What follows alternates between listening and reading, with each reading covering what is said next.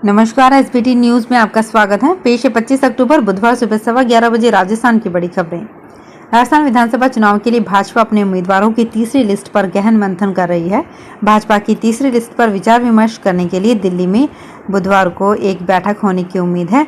इस बैठक में भाजपा राष्ट्रीय अध्यक्ष जेपी नड्डा और राजस्थान भाजपा कोर कमेटी के नेताओं की चर्चा होगी। पार्टी सूत्रों के अनुसार राजस्थान भाजपा कोर कमेटी के नेताओं की ये बैठक पार्टी अध्यक्ष जेपी नड्डा के आवास पर ही होने की संभावना है। हालांकि इससे पहले राजस्थान के चुनाव प्रभारी एवं केंद्रीय मंत्री प्रहलाद जोशी के घर पर भी राजस्थान भाजपा के कुछ नेताओं की बैठक हो सकती है। राजस्थान विधानसभा चुनाव में वोटिंग 25 तारीख को है। सभी पार्टियां राजस्थान की जनता को रिझाने के लिए जमकर चुनाव प्रचार कर रही हैं।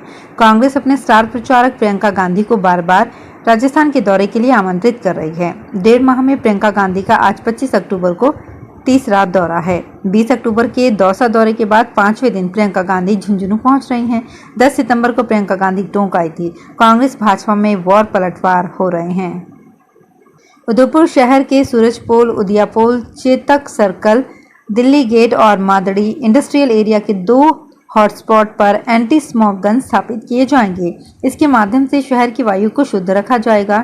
जिला कलेक्टर अरविंद पोसवाल ने सोमवार को आयोजित जिला स्तरीय नेशनल क्लीन एयर प्रोग्राम की बैठक में संबंधित अधिकारियों को इस दिशा में त्वरित कार्यवाही करने के निर्देश दिए। राजस्थान के दौसा पुलिस नाका टीकरी जाफरान पर नाकाबंदी के दौरान महवा थाना पुलिस की टीम ने 2 प्राइवेट बसों से 86,50,000 रुपए की कीमत की 173 किलो चांदी बरामद की है। श्रीनाथ ट्रेवल्स में बैठे 2 व्यक्तियों से 61 किलो 2 ग्राम चांदी और श्रीनाथ व नीलम ट्रेवल्स की बस की डिग्गी से 112 किलो 52 ग्राम चांदी बरामद की गई है। एसपी वंदिता राणा ने बताया कि विधानसभा चुनाव के मद्देनजर आईजी रेंज उमेश चंद्र दत्ता के निर्देश पर अतिरिक्त पुलिस अधीक्षक बजरंग सिंह शेखावत व सीओ प्रेम बहादुर निर्भय के सुपरविजन में एसएचओ महवा जितेंद्र सिंह मय टीम द्वारा रविवार को नाका टिकरी जाफरान पर नाकाबंदी की गई थी। राजस्थान विधानसभा चुनाव को लेकर चहुं ओर चुनावी बिसात बिछ गई है। प्रमुख दल भाजपा और कांग्रेस पार्टी के आलाकमान खासी मशक्कत के बाद प्रत्याशियों की सूची जारी कर रहे हैं। भाजपा और कांग्रेस ने अब तक 2-2 सूची जारी कर दी है, जिसमें भाजपा ने 124 और कांग्रेस ने 76 प्रत्याशियों के नाम घोषित किए हैं। लेकिन अभी तक 11 विधानसभाओं में से 7 विधानसभा को कांग्रेस और 3 विधानसभा को भाजपा प्रत्याशियों की तस्वीर साफ होने का इंतजार है। 30 अक्टूबर से नामांकन प्रक्रिया शुरू हो जाएगी और 25 नवंबर से मतदान होगा। जोधपुर के रावण का चबूतरा मैदान में 62 फीट के रावण के पुतले का दहन किया गया। पूर्व नरेश गज सिंह ने शाम 6:02 पर अग्निबाण चलाकर रावण दहन किया। इस दौरान सीएम अशोक गहलोत भी मौजूद रहे। आचार संहिता के कारण मुख्यमंत्री अशोक गहलोत ने अग्निबाण नहीं चलाया। पिछले साल सीएम ने रॉकेट जलाकर रावण के पुतले का दहन किया था। राजस्थान के विधानसभा चुनावों का बिगुल बज चुका है। 2023 के चुनाव में सबसे अहम भूमिका युवा वोटर्स की रहेगी। इसको लेकर राजनीतिक पार्टियां और प्रत्याशी भी यूथ वोटर्स पर खासा फोकस कर रहे हैं।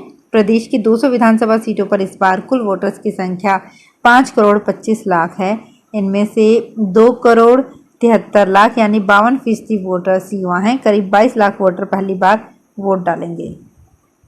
रेलवे द्वारा यात्रियों की सुविधा के लिए Marwar junction, Khamli Ghat, Marwar junction, valley queen heritage rail सेवा के संचालन अवधि में विस्तार एवं संचालन दिवसों में परिवर्तन किया गया है। ये रेल सेवा 4 नवंबर 2023 से प्रत्येक मंगलवार, बुधवार और शुक्रवार को संचालित होगी। ये ट्रेन 8:30 बजे से रवाना होकर वापस शाम 5:20 पर मारवाड़ पहुंचेगी। राजस्थान में कुछ विधानसभा सीटें ऐसी हैं जहां हर चुनाव में अक्सर उम्मीदवारों की संख्या अन्य सीटों की तुलना में ज्यादा रहती है। जयपुर में आदर्श नगर, किशनपुर, विद्याधर नगर, कोटपुतली, सांगानेर इनमें प्रमुख है। ये भी संयोग ही है कि ये सभी सीटें जयपुर में ही हैं।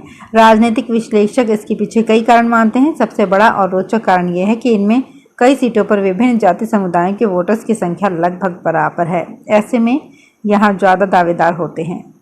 राजस्थान में खाद्य सुरक्षा योजना एक बार फिर से बेपटरी होती दिख रही है। गरीब लाभार्थियों के हिस्से का गेहूं किसी न किसी महीने एडजस्टमेंट में फंस रहा है और गेहूं आवंटन में भी कटौती हो रही है। जयपुर जिले को दिसंबर माह के लिए जो गेहूं आवंटित किया गया उसमें 1446 मीट्रिक टन की कटौती कर दी गई। ऐसे में अब लाभार्थियों को 15,663 मीट्रिक टन की जगह 14,217 मीट्रिक टन गेहूं का वितरण होगा। भरतपुर में श्री जसवंत प्रदर्शनी एवं पशु मेला के मौके पर होने वाले राष्ट्रीय स्तर के 3 दिवसीय कुश्ती दंगल का शुभारंभ सोमवार को लोहागढ़ स्टेडियम में हुआ।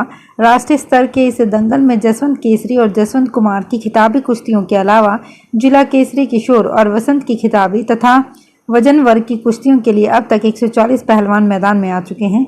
दंगल में जिला भरतपुर और डीग सहित प्रदेश भर के अलावा दिल्ली, हरियाणा, सोनीपत, चंडीगढ़, झज्जर, यूपी और अन्य प्रदेशों के पहलवान भी यहां दमखम दिखाने आए हैं। राजस्थान में आगामी 25 नवंबर को होने वाले विधानसभा आम चुनाव के मद्देनजर आचार संहिता लगने के बाद गत 15 दिनों में प्रदेश में लगभग 244 करोड़ रुपए मूल्य की अवैध शराब, नकदी और अन्य सामग्री जब्त की गई है। राज्य के निर्वाचन विभाग के अनुसार प्रदेश में अलग अलग एजेंसियों की ओर से जारी रिपोर्ट में ये जानकारी दी गई है। इस वर्ष गत 1 जनवरी से अब तक प्रदेश में 1021 करोड़ मूल्य की अवैध सामग्री जब्त की जा चुकी है। इनमें गत 1 जून से अब तक 648 करोड़ रुपए मूल्य की अवैध सामग्री जब्त की गई है। राजस्थान में बसपा ने 4 सीटों पर और प्रत्याशी घोषित कर दिए हैं।